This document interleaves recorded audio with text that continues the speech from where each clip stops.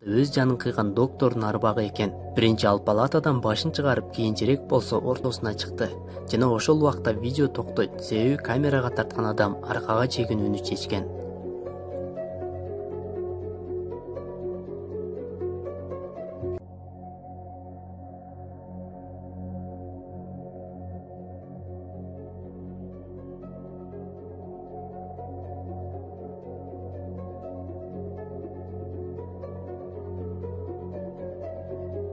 Бул видеобуздун каарманынын үйүндө болсо табышмактуу нерселер жүз бере баштаган.